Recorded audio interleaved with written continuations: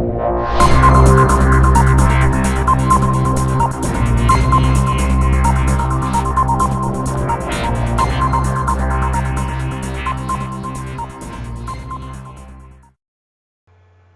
to the iNation News Brief.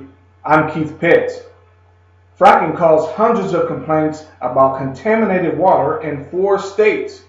The article reads, fracking and other drilling procedures have revitalized the U.S. energy industry, but hundreds of complaints regarding pollution and water contamination have been filed in at least 4 states, with numerous cases confirmed.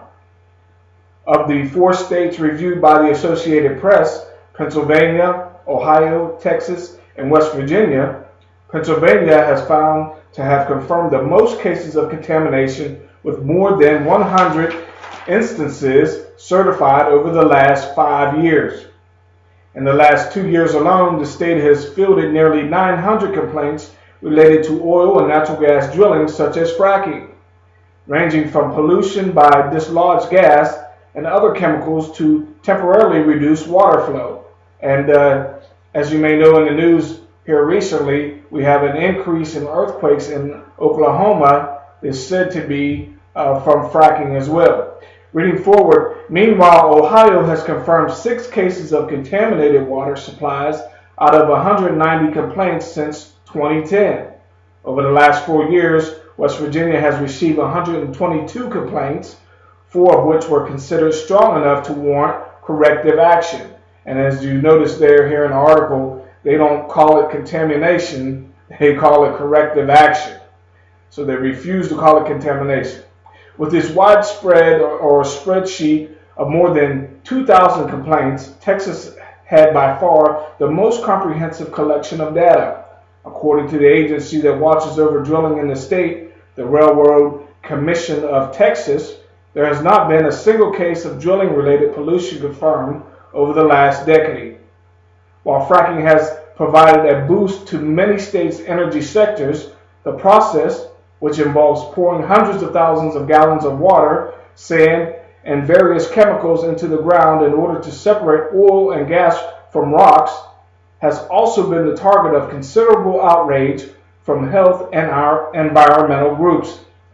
Now, a study by the University of Missouri and the United States Geological Survey found that chemicals used in fracking could severely disrupt the human body's hormone production, potentially leading to increased risk of cancer, low fertility, and decreased sperm quality.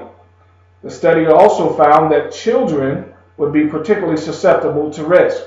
And as you may already know, there are those studies that show that by 2020, that we'll have an exponential amount of people who have cancer, and it could be also related to fracking as it is going on throughout many states here in our nation.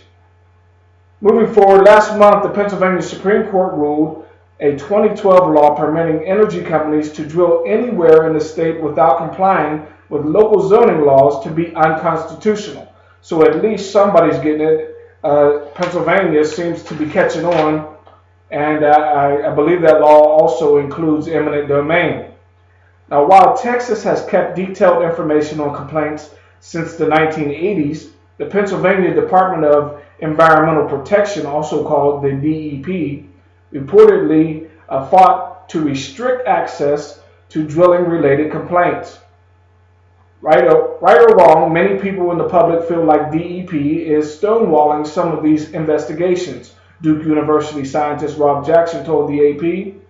The Environmental Defense Fund's Scott Anderson agreed, saying, if the industry has nothing to hide, then they should be willing to let the facts speak for themselves. The same goes for regulatory agencies. Now, if you may have a problem in your area with the water, if you suspect that there's a problem, you can give a call to the wastewater treatment in your city. They'll come out and test the water, and then you can go from there. This is Keith Pitts reporting with the iNation News Brief. I'll see you next time.